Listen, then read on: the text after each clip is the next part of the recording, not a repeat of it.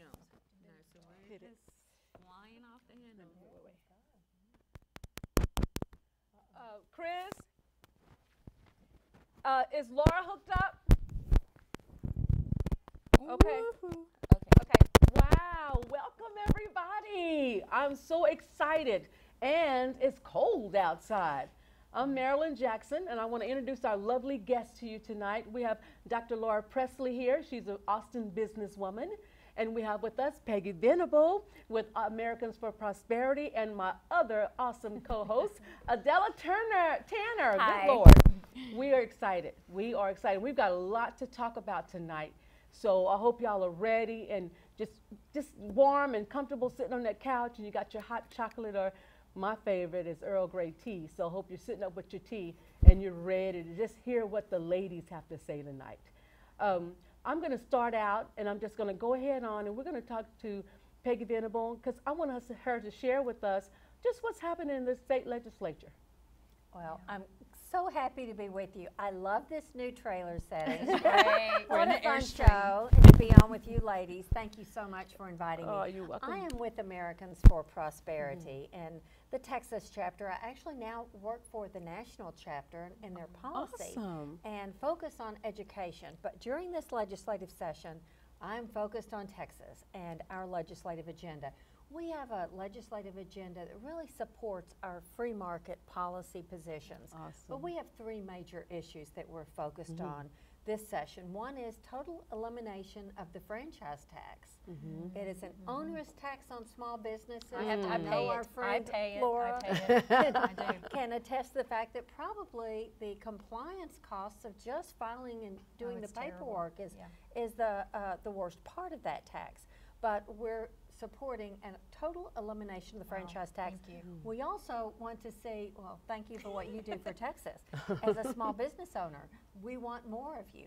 And we also are supporting parents' right to choose their kids' schools. Yes, We are yes, big yes. school choice advocates and believe that that is long overdue in Texas. There are 39 private school choice programs across the country. Wow. Texas has none.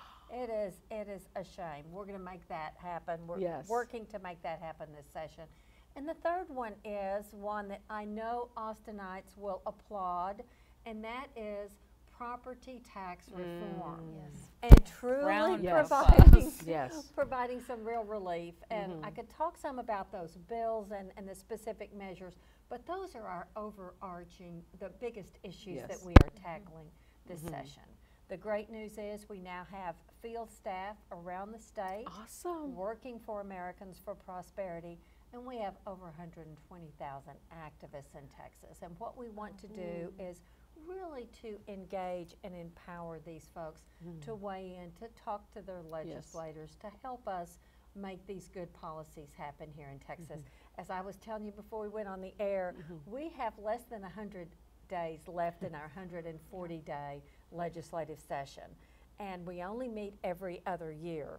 So in this 100 days, really the next 2 months are so critical Yes. because that is when these bills will be, they'll be finishing filing those bills within the next 2 weeks. They'll be holding hearings on those bills, voting them out of committee, sending them to the other house. So much of the action happens in the next 2 months, which is when we really need the public paying attention and weighing in. So as a constituent, what are we to do besides sit back and just wait and see what happens? Do we need to be on the telephone, Yes. calling those persons that we voted for in office? bet. What do we need to tell them? You're not doing what you said you would do? What do we need Well, to tell I them? think right now we don't know who is Okay. and who isn't doing what we want them to do, other than the bills that have been filed. Like there's one bill that has been filed by a Democrat in the House, Representative Raymond, that would prohibit any public dollars going for private school programs. Well, we know that's an effort to kill school choice, so we know that that's not what we want done. But there are a number of bills. We are supporting Senate Bill 276 by Senator Donna Campbell, who a lot of us know has been a real champion of taxpayers and of parents. Yes. That is the Taxpayer Savings Grant, and we're supporting that school choice bill.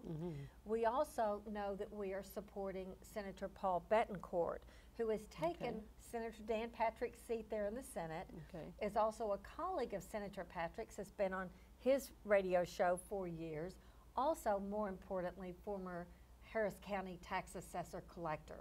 And he and Gary Elkins on the House have introduced legislation which will really help us in reforming our property taxes and Wonderful. holding the line on those. It is Senate Bill 182, and that bill, I'm sure it will move in the Senate first, or I anticipate it will, and that bill simply says that the rollback rate, and that's the rate at which the local government can increase their revenue from existing property, is going to be lowered from 8% to 4%. That's a pretty big deal. It's a big That's deal. Oh, big. yes. There's one other huge deal. aspect of Wow. it, and then I Yeah. want to be quiet and listen to you ladies. But the other aspect of that very important bill is today there is an onerous petition gathering process. So taxpayers really Yes, have to gather a yes. lot of petitions in order to put the tax on the property tax on the ballot to roll back that rate. So there's several processes. This totally eliminates that. It is an automatic rate rollback election, which is basically what school districts have right now at 4%, and automatically the taxpayers are have to give permission to tax more than that. Why is this important? It's so important because from 1992 to 2010, over that period of time, while the population in Texas grew 40%, that sounds like a lot, but our property taxes grew 188%. Wow. That is according to the Texas Comptroller's out of control. website. So it is out of control. Oh, Now, my who goodness. is fighting us on that? Now, I've got to get this in because Laura's heard me on this before. Who is fighting us on that? They're using our tax dollars, the associations, the Texas Association of Counties, the Texas Municipal League, and others, really are there to represent cities and counties in Texas. But what they do, they don't represent you and me as taxpayers. They are lobbying against this common sense reform. They're calling it a revenue cap. It is not a cap, it is a trigger. It is a trigger at which local officials simply need to ask the taxpayers, make their case, we need more money for X, Y, Z, and ask the taxpayers, and the taxpayers, the voters, then give them permission or not. So I think that, so by virtue of that, I also am such a champion of Representative Matt Shaheen, a former county commissioner in Collin County, who is now state rep. He has the seat that our now Attorney General Ken Paxton once held. Okay. And he has proposed legislation that will prohibit taxpayer-funded lobbying. Very important legislation. And is And- that for municipalities? Is that for state legislators? Which, It's what's cities their and counties. jurisdiction? Cities Would and not counties. be able to Okay, join great. associations that hire Yeah. lobbyists or, Yeah. or to hire lobbyists. Wow. It's pretty tight legislation. He is a former local elected official. He has seen firsthand the damage they do and how they use our tax dollars. So I'm really championing his legislation. And in addition to that, we were just talking before the show started about Senator Connie Burton, who has taken Wendy Davis's seat in the Fort Worth, Dallas-Fort Worth area, and she has barred taxpayer-funded lobbyists from her office. Oh. She said, I'm elected, I want to work with the city council members, with the county commissioners, with the school board members. Let's talk, sit down, meet with me, tell me what you want, but don't send a lobbyist in your place. Wow, that's huge. So that is huge, and that's exactly what we want. We want the officials that we elect at the local, state, and federal level to work together. Pick up the phone, talk to each other, work together in our best interest, because that's who we've elected to do just that. Exactly. amazing. Do you have any updates? Kirk Watson is supposed to be filing a bill for changing the tax structure for homestead exemptions. Has he done that yet? I think he has filed, Do he's you filed support a that? bill. Do you There are a support- lot of homestead know, yeah. exemptions that have been filed. I have to tell you, I have grave concerns over the homestead exemptions. they all sound so great. I want exemptions for widows, for veterans, I want them to get a property tax break. But when they get a tax break, that young upstart family is the one that's shouldering that higher tax bill. And that's where we literally are taxing folks out of their homes. Case in point, my daughter's moved into a house where the couple has left for a year, taken a little sabbatical. She's moved into that house to take care of their dogs. One happens to be a Great Dane. So she's got a lot of dog to take care of. But they said, all I want you to do is pay the electricity and the property taxes. Well, the property taxes on that home are $700 a month. Wow. Now that is more than That's what monthly. That's in that is Austin. a month, and In that is Austin. in Austin, Yeah. right off Congress Avenue, and not a big house. And I think the key then is it's a wake-up call. Even my daughter, who's getting married in the fall, she said, I don't know if we're going to be able to buy a house in Austin where we want to live. Because look at the property taxes. So at least they see it up front. A lot of folks buy their home and work their budgets and say, I can afford this mortgage, and this is my insurance, and this is my property tax, never expecting that property taxes could escalate so dramatically. Yes. They can double in a matter of 7 to 8 years under the current system, and they do for many. I tell the story, my mother, who had lived in her home for 50 years and had long since paid it off, of course, and I found the paper where she had written down every month what they had paid, and as they paid their home off. They had paid their house off, but her property taxes were 4 times what her mortgage payment ever was. And this was with her exemptions and everything else. And here, my mother and dad was a Marine in World War II. My mother worked all her life until she retired, and their dream was to put us through college and to own their own home. And sadly, at the end of her life, she allowed her property taxes to be deferred. Now, my brother and I offered to pay them, and she said, no, I'm gonna defer paying those taxes, which she could do at her age, and yet it was shameful to her. The greatest generation didn't like to have any debt. They didn't want to die with debt to leave their kids or grandkids, and so I will never forget the shame that she felt about deferring those tax payments. To me, it was no big deal. Right. You know, it was not a big deal, but for her, it was a big deal. We need to keep in mind what we're doing to people who own their own homes outright. Yes. They worked hard to get those homes. Yes, ma'am. Blood, sweat, and tears. And with your father serving his country, I mean, my goodness. And it's so amazing, too, that, you know, that the city and probably the county, how it is that they don't want this to happen. It's, Right. and they're the 2 municipalities that I really believe abuse the taxpayers' monies. And this was in Odessa, Texas, Ector County. I have to say, I don't think, let's face it, the government doesn't have a heart. People do. Government does not have a heart. They have a job to do, and their job should be to provide us a minimum level of services. But you and I both know, and all of us at this table would probably agree, that government has grown far beyond what our founding fathers envisioned. Oh, yeah.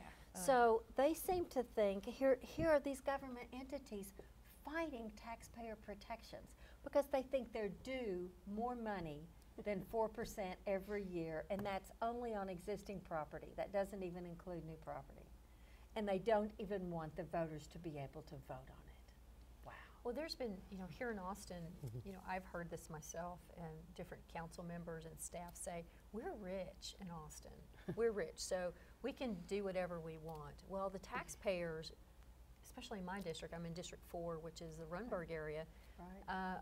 Our district's not rich. You're not- And not rich. we've had it up to here with the taxes. So I think, you know, one of the goals I know that Senator Watson's trying to do is take away the percent, Right.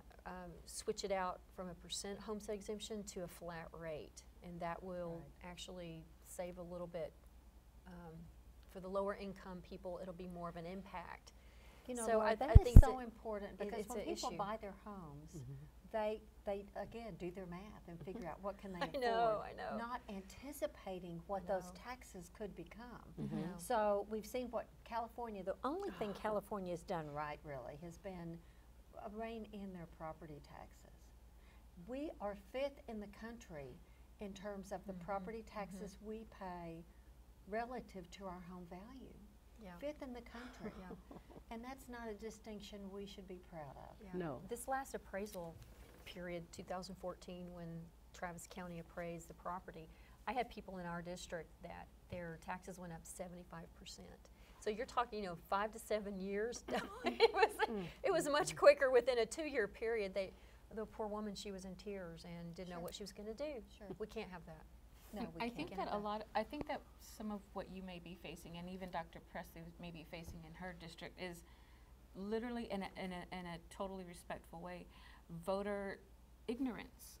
And that, like I've said before, that some people literally do not know what exemption means. And what I try to tell people when I talk to the everyday person, I try to explain, this is what policy means. This is what exemption means. I can't explain to you everything what 20% means under Dr. Presley's plan, but I can more or less, I think that a lot of politicians and policymakers and decision makers are failing to realize that the everyday voter may go out and vote, but straight ticket, because that's how their neighbor votes, that's how their family votes, that's their political socialization. So to think outside that box, which, because I have a heavily Democratic family, and for me, I look at policy. I look at who's saying what and at what time and how pertinent is this and how pressing is this to where I live. And when I think, as an everyday person, when I think exemption, when I looked at Dr. Presley's exemption plan, I thought, okay, how does that break down into X amount of Pampers plus X amount of groceries plus X amount of tanks of gas? Because that really is what, that really, for it's easy for us to say 20%, it equates to, let's say, 90 million. But unless you put that into the everyday East Austin resident, West Austin resident, how does that translate into my kids' tuition, my kids' clothes, my kids' used clothes? That when you talk cents and change, then people are like, okay, this woman's talking about rent now. Now I'm going to pay Can I attention. pay a credit card off? Can I pay a credit? Can I reduce my debt? Right? Yeah. Which is Even just even basic, a problem. basic verbiage. When I on top pay of my another. bills. Exactly. You know, what you're Your utility talking bill. about, the pocketbook issues, are exactly, people don't really understand yeah, rollback the rates verbiage, and all a these lot other of it. things. You are so right. Thank you for reminding us that it all boils down to, can I buy that package of Pampers that I need for my baby this Come on. week? Yeah, it does. And then there's a difference in thinking between renters, leasers, homeowners, and I want to get the hell out of Austin sort of mindset people. Like, because they're just like, I don't know what council's spectrum. doing. No one's going to do anything about it. I'm just going to get the hell out of Dodge, which is why we see such disenfranchisement from the African American community, which is not fair for Asian Americans, for anyone living in Travis County. But when we're not talking when we're not talking in terms that the everyday person that purchases and looks at, like, I'm the type of person that I'm like, oh, Miss Marilyn, I saved $300 with coupons and discounts, when you say things like that, then it makes sense. Like, okay, my husband can go to work on $200 for 2 weeks. When you break it down like that, because I know that's how I budget my household money. So if you tell me the Tanners will have to pay $4,000 in taxes at the end of the year, then for that whole year we're thinking, okay, how much are we going to save from this month, and this month to add to that 4,000? So I think that you get this gridlock of people that don't understand legislative-wise what's going on. So like the four of us can talk and we can be like, oh yeah, percentages, we could talk amongst each other, but because we understand these things, because we've seen you campaign, I've read your website, I know Ms. Marilyn, so we can talk amongst each other. But how do we translate that into people that don't have something beyond a 4th or 5th grade education, that pay their bills like the adults that they are, but they may not understand financial responsibility? Like, probably should. You know, I think a lot of people, you raised some good points. I think a lot of people, there are kind of two categories. Some people are rather disenfranchised and think my vote doesn't make a difference, and how could I possibly make a difference Yes, they do. in such a big issue.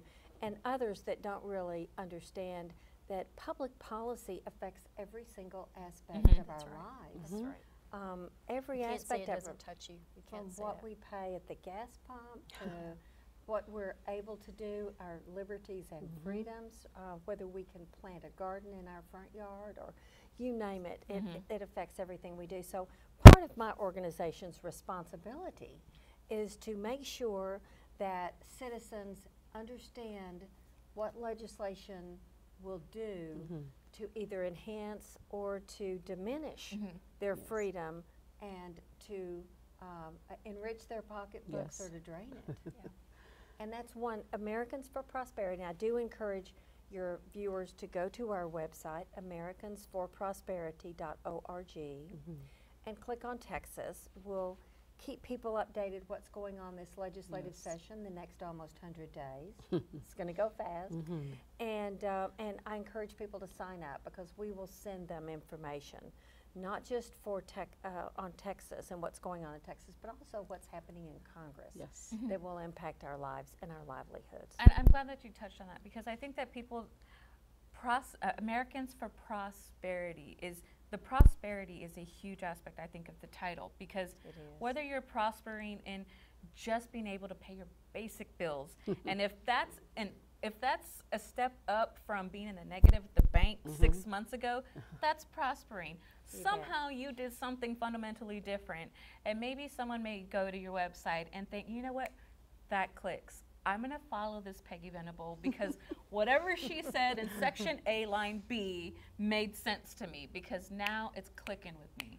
And so that's kind of one of the things that I try to do when following Dr. Presley's campaign or reading up on your website. It's like, okay, for the mass amount of people that I know, how do I reword this and spit it out so people can really get it in almost a one sentence because people's attention span is like zero. They want to know how it almost. affects them. Exactly. How does it Yes, affect my that's what pocketbook? people How does want it to affect know. my choice? Especially How does it single affect my moms, child? single dads, young my parents. education, etc. Oh yeah, oh But yeah. you know, that's what you are all doing right here. You are educating your viewers on issues right here in Austin. How valuable is that?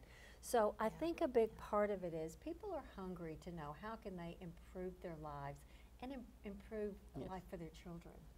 And I think that's a real driving force. And we all recognize homes as being really the sign of the American dream. So when we talk about property taxes, when we talk about school choice, when we talk about even the franchise tax, these are all aspects of the American dream that we want to preserve or to further.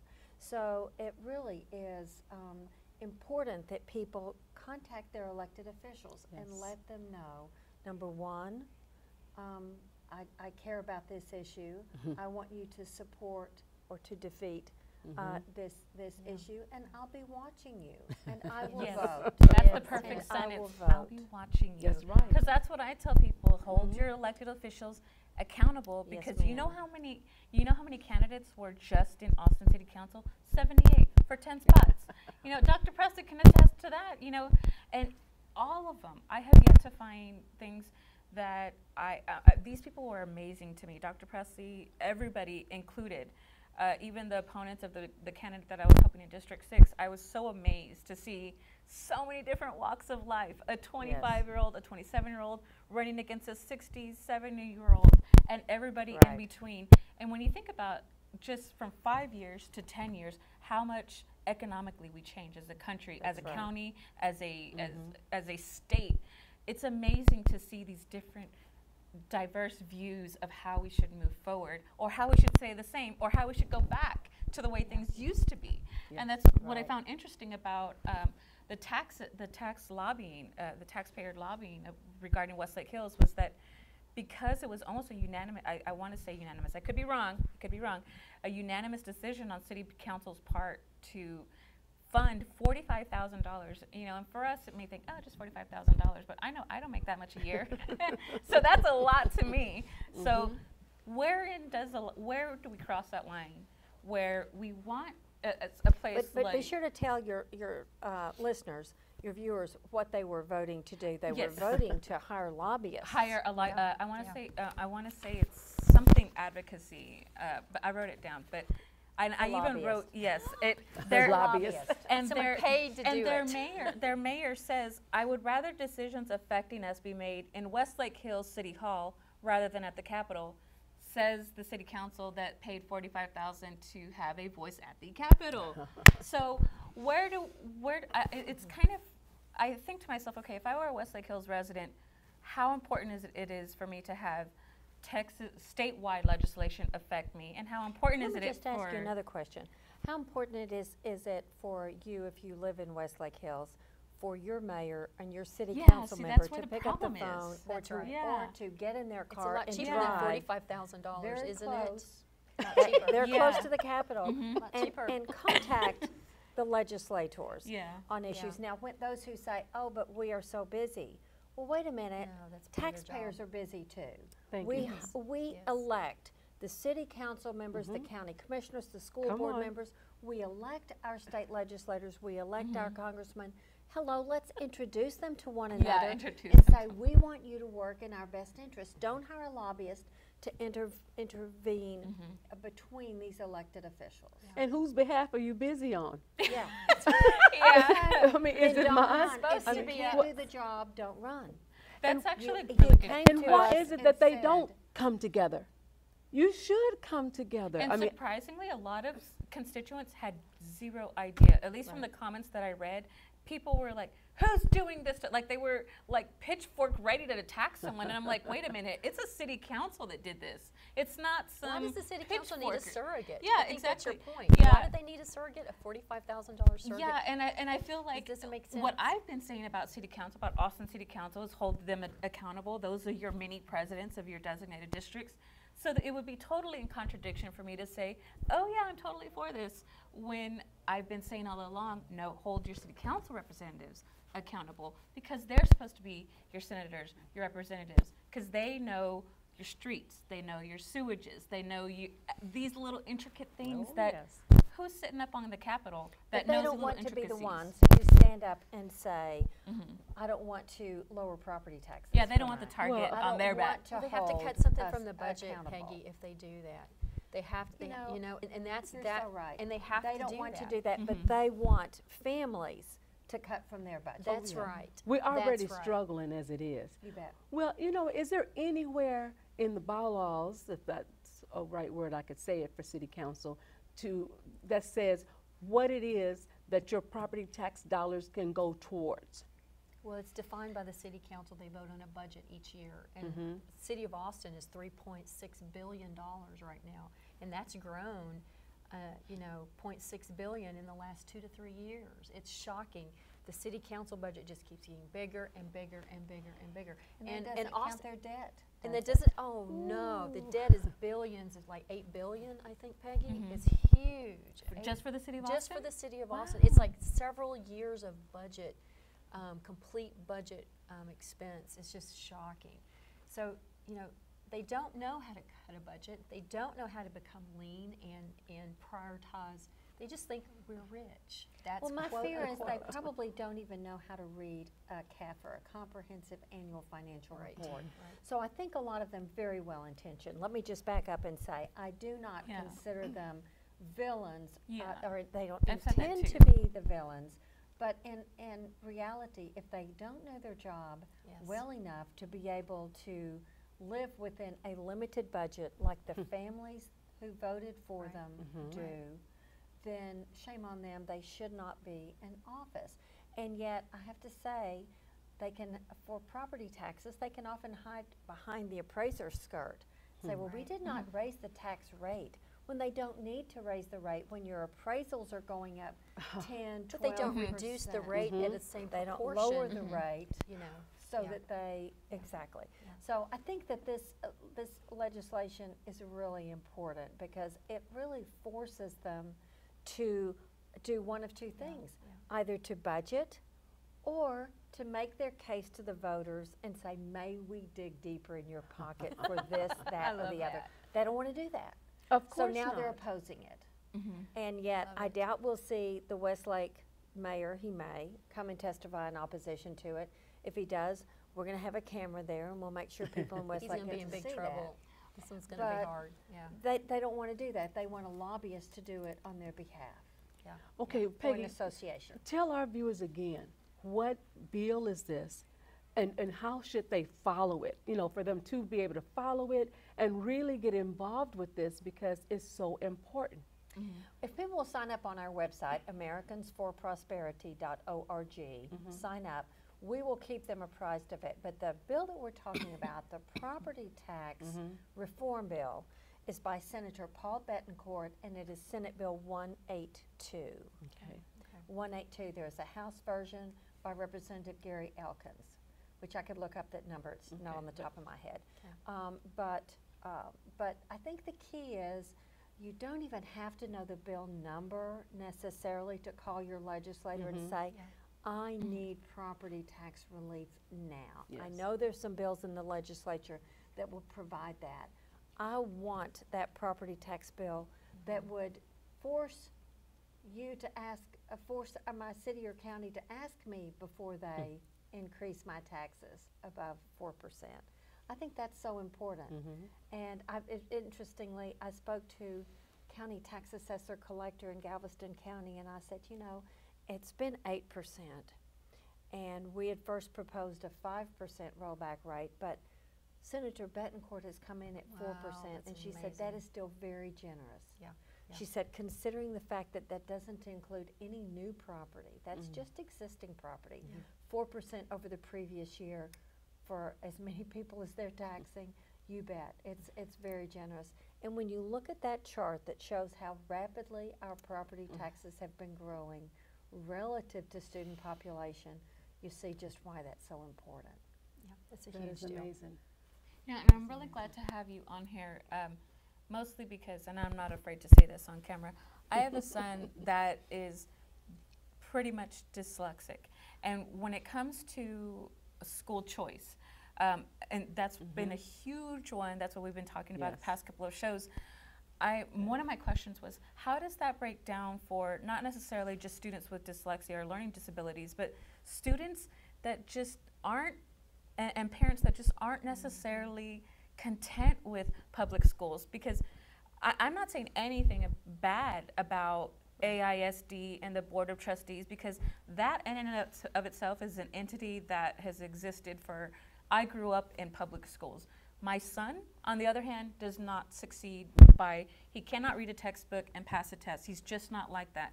So I'm at a point where my son doesn't exhibit the behavioral part of dyslexia, so he's kind of these ones that in public school has slipped through the cracks. So when school choice came up, and Gavino and Gabriel grabbed me and James and told me about it, I was, in my mind, for a parent like me, that, and I'm not going to kid myself and not say that I haven't cried myself and my husband haven't like pulled our hair out, because when you have a child that does not learn like you did, because not to toot my own horn, but I studied and I excelled. My son studies for the life of him and cannot make a B or a C sometimes.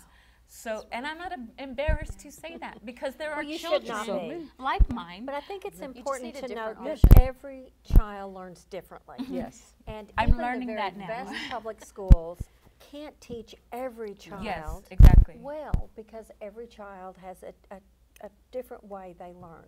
Public schools can serve a lot of kids, but they don't serve every child. And I think the key is, I believe that this is truly, school choice will save lives.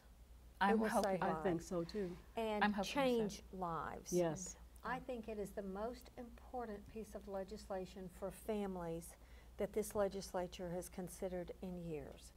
And yet, the education lobby, the public schools are fighting this tooth and nail. I simply would ask one question. if you believe the product that you are delivering is one that parents are happy with, why would you fight school choice? Would you fear a mass exodus of parents? Were they given that choice? Do you want to hold these parents hostage in a school that they do not believe is serving their child well? There's been a lot of talk about, oh, we just need more money. Well, we have That was funded, the answer. A We have- bond. we have funded public education. No, not bonds. We're talking property taxes for maintenance and operation of schools. We have funded schools at a rate of 5 times faster than the student enrollment growth. It's the highest And on your have tax seen bill. It's the highest number on your absolutely- tax bill. Yeah. But the key is we've seen absolutely no student improvement. And you're right, it is the highest. You pay more in property taxes to your school than anybody else. So Peggy, what is their argument with regard to students are leaving, students want to leave, and they can't serve everybody? It's really an interesting dynamic to watch AISD trustees and then the charter school debate, where seems to me the solution is to integrate those two different kinds of solutions where they're complementary to each other. Well, they should be, why and they is are that? some places. Are they? They are Because some places. it just seems to me And that Even in Houston that's what needs to ISD, happen. they have encouraged choice within that school district. When Rod Page was superintendent there, he really brought a whole new perspective in. I believe that there is such a focus right now on the adults in the education system, and let's make no mistake about it.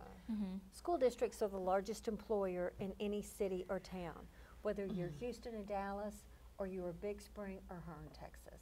They are the biggest employer. Yes. In Texas, school districts employ, all totaled, 648,000 employees. If they were a company, all those employees of one company would be the 5th largest company in the world. Wow. So if you think The we're not up world. against a big lobby, but now let's face it, a lot of teachers send their kids to private schools. Or Of course. homeschool. And I don't know teachers that homeschool, but they could, I'm sure. And some of my cousins that are teachers left the teaching profession to homeschool their kids. You're right about that. But it'd be hard to teach full-time and to homeschool. But it could, who knows, they could do that. But I think the key is that there's an enormous lobby to maintain the status quo. And for us, the status quo is not acceptable. Exactly. We do not want the status quo. So I think that ultimately legislators are going to have to make a decision. Are we going to vote for the adults, for the status quo, or are we going to vote what's in the kids' and the parents' best interest? Now let me just tell you what I think is so ridiculous about this. That given a chance to choose their kids' school, probably as many as 5 to 7% would do that. Most would stay in the public school system. I used to hear the argument, oh, people would just cherry pick. The best kids would leave.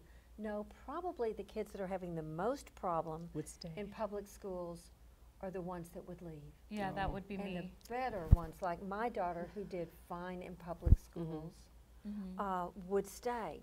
So I think there's this whole false interesting. premise. They're afraid of something that isn't going to happen, that they should not be afraid of. So, and I don't know if you know, I worked for Ronald Reagan in the U.S. Department of Education. I was the first White House liaison for Ronald Reagan in the U.S. Department of Education. A great privilege. And I followed education policy, and I'm the education policy expert, so to speak, for Americans for Prosperity. So I see what's happening across the country. And I see that there are the same battles going on in many states, but most states it is bipartisan, the support for school choice. People in the minority communities in the inner cities where the schools are basically failing, where dropout rates are 50%, they know that this is truly the civil rights issue for their communities. This is the only opportunity to give these kids an opportunity to succeed. And how people can blindly say we're going to continue with the status quo even though it's not working for a lot of kids just blows me away. Have you been following what Eddie Rodriguez has filed with regard to giving schools a third option instead of closing it if they're not a passing school. What are your thoughts on that? Well, there are a number of different education reforms that we are Yeah. looking at that we will be weighing in on. And some of them do empower parents to reconstitute the school themselves. There are parent triggers. Yes. There are achievement school district bills. There are other bills like that. We're going to take a close look Okay, at that. We're going to support some education reforms that empower parents to reform their children's school. Because I Have would more of love a to say, see have more of a public say, schools yeah. be a school of choice, that public schools work for kids. Mm-hmm. But I also believe, and these are the same people who are fighting this, we must give our schools a grade. We now give school districts a grade of A to F. Kids get graded, schools should get They grades sure too. should. Parents should have a right to know, how is my child's school doing? Yes, And especially is because there a the grade teacher, on that Yes. school? especially because they have our children for 8 hours a day. Well, they 8 hours a day. We for deserve 8 to see a hours. metric for their We want their to see performance. how they're doing. And Yes. a lot of states have Yeah. passed this. That's brilliant.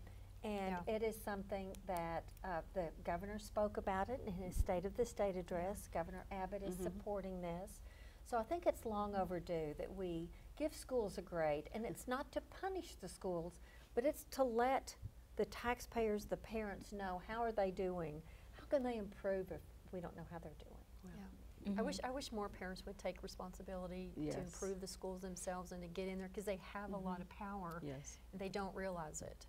Well, they should have more power. Those of us who have They been speak up, parents they that, do. If that they- go to school board meetings that speak up, there is every effort by many in the school system to marginalize parents. And to say, I know your child best. I will never forget a very famous interview where someone was interviewing then Senator Phil Graham on school choice.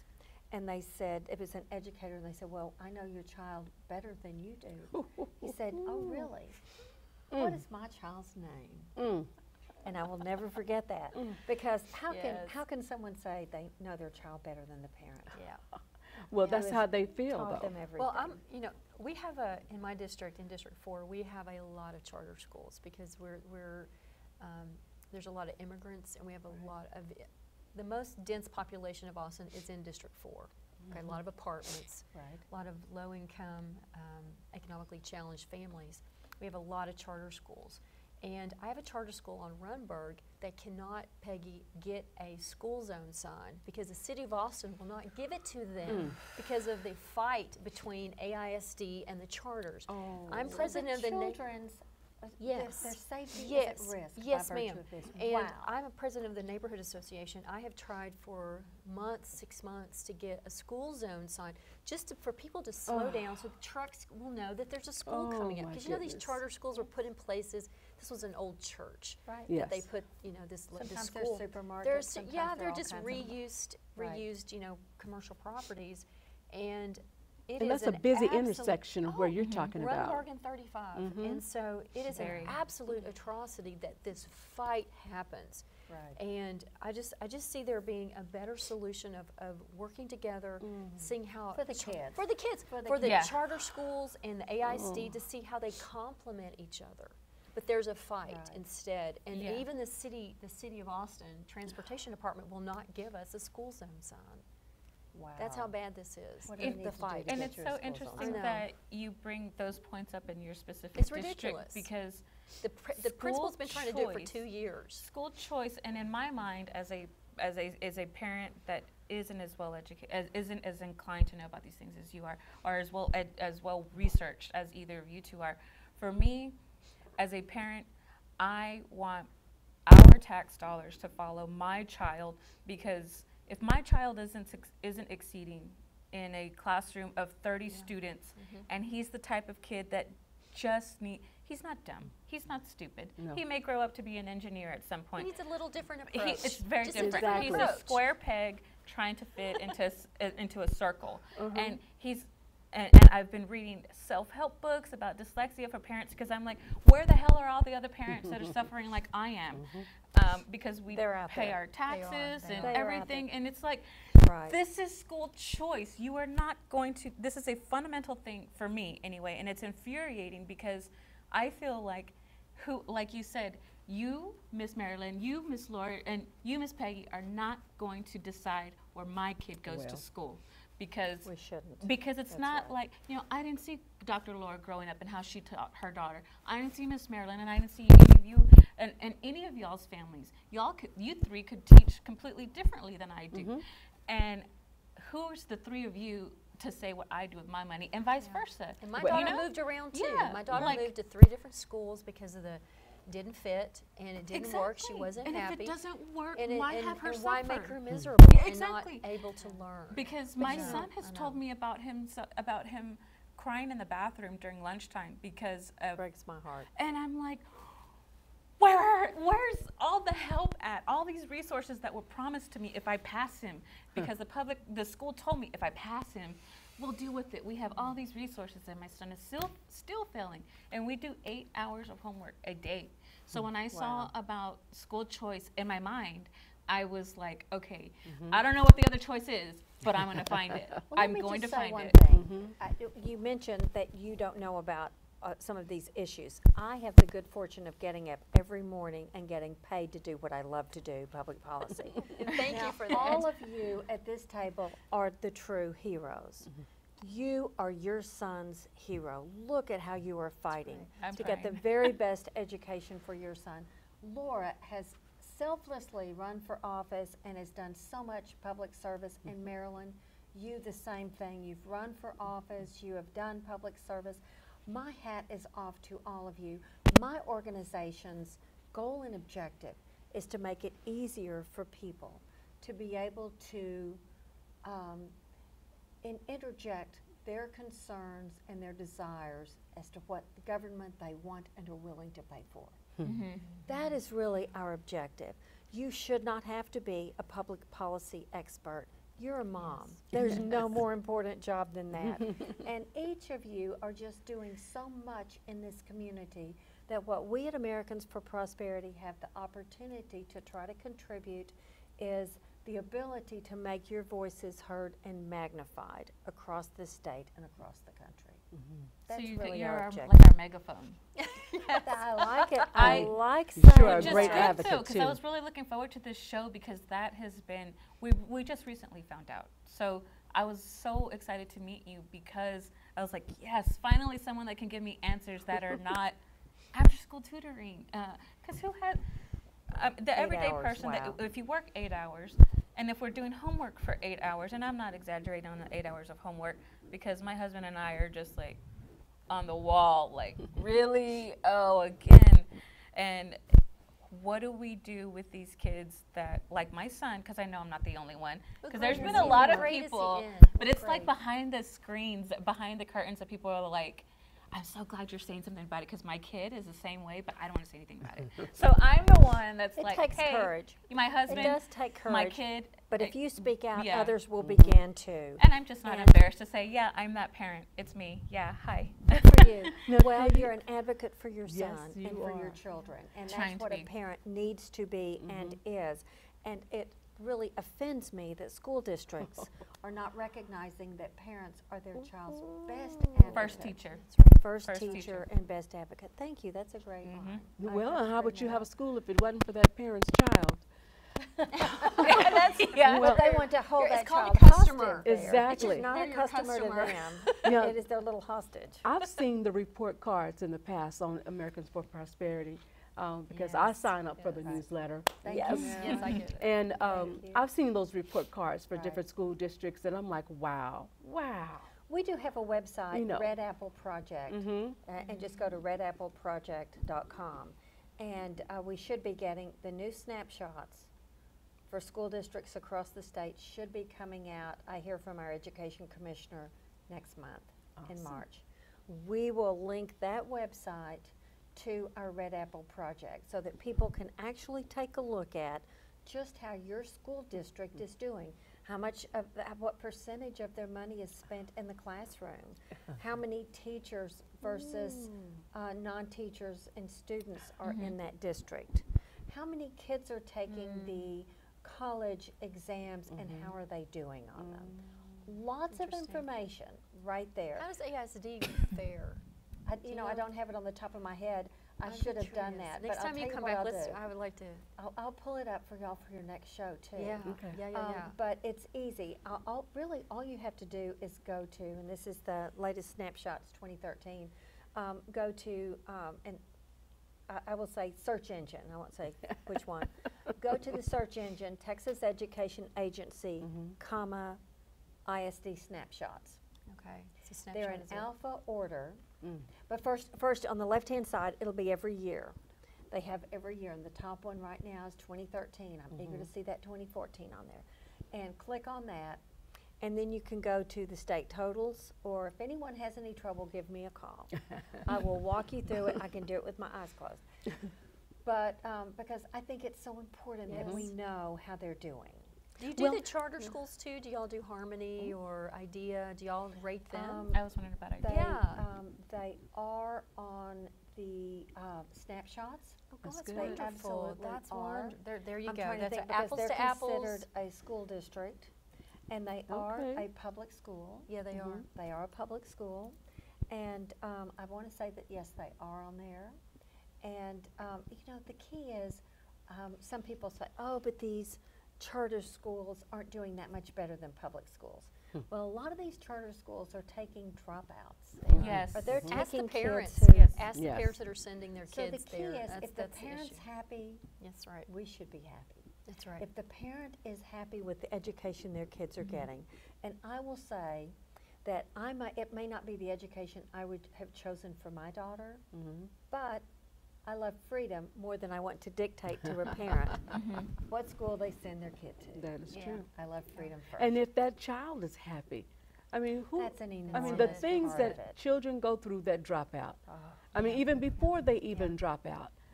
You're talking about the low self-esteem, and that adds to so many other Some different. schools are literally unsafe for some kids. Yes.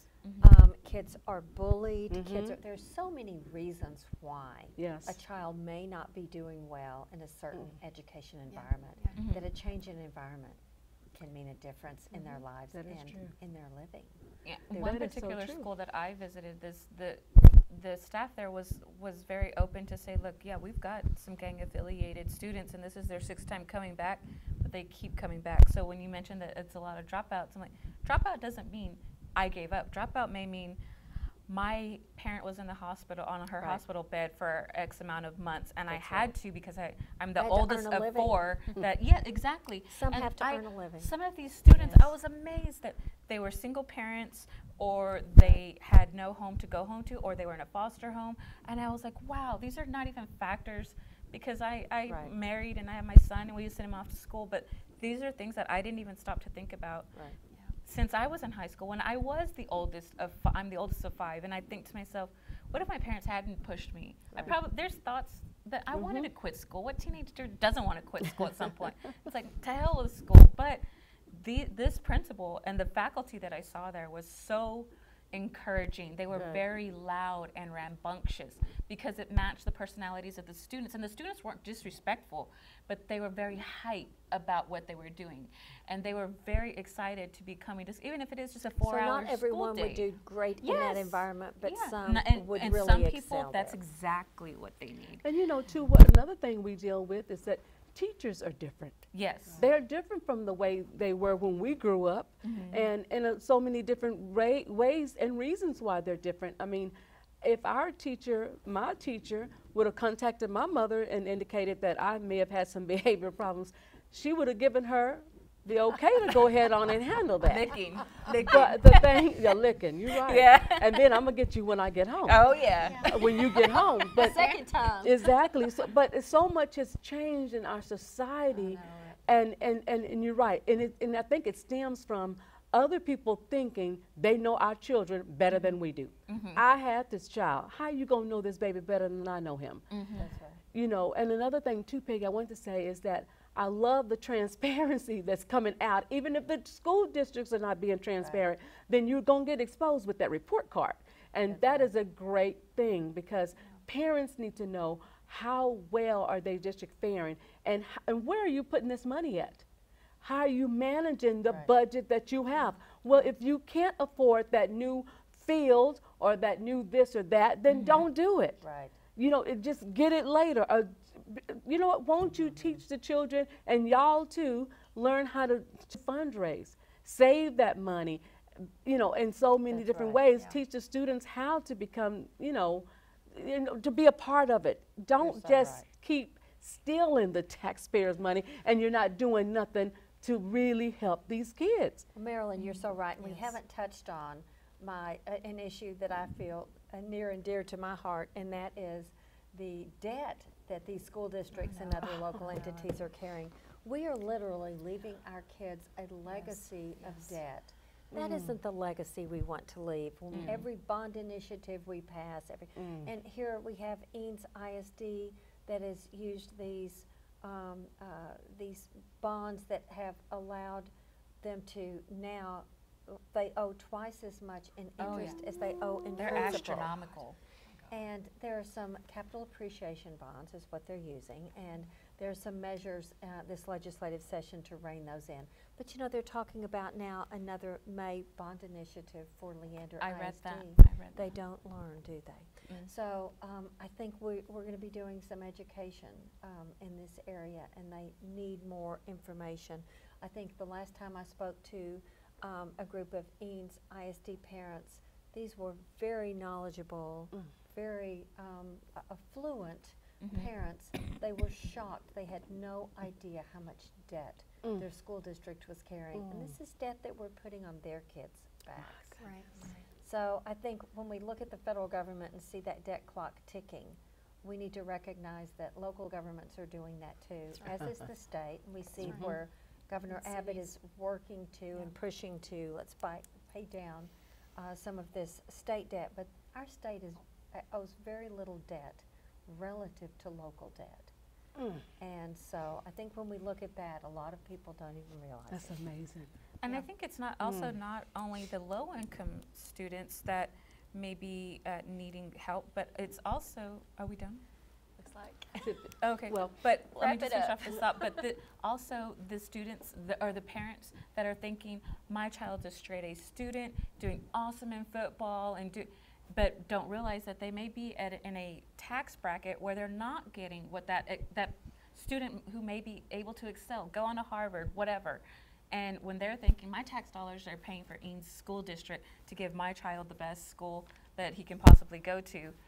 And so on the flip side, for parents that are paying for these extra things that they think their child is benefiting from, who aren't getting what they thought out of. So even I'm not then, sure I followed that, but I think I did. well, I mean, like the A-plussers who, Right. like if a let's say a parent, Dr. Presley wants to send her daughter to a relatively prestigious school that she expects high quality curriculum from, You're right. and isn't getting that from her tax dollars. Yes. Yeah.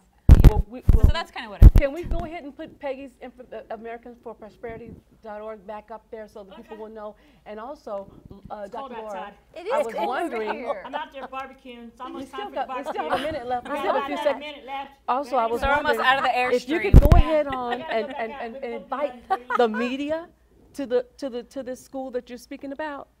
While these kids are walking and all that, invite the media out there. We are working on a strategy That's a for great- that. And let's like let- this. get I the like media this. out there we and have, let's see. We have a couple of reporters that would be very interested in doing this. I've pulled my hair out with getting a school zone sign at the school. And let them see It how is- dangerous it it is for these children. Now, is really isn't this the sad. perfect example of not putting kids first? Absolutely. Kids' safety, Yes. It is. not putting Yes. them first. That is We true. need school choice in Texas. We're gonna try Thank one more you for time. having and me. Yes, then we're gonna I am follow so up. glad y'all came. I Thank know, you so so am I. much. We could Thank talk you for so another much. hour, couldn't we? Yes, we could.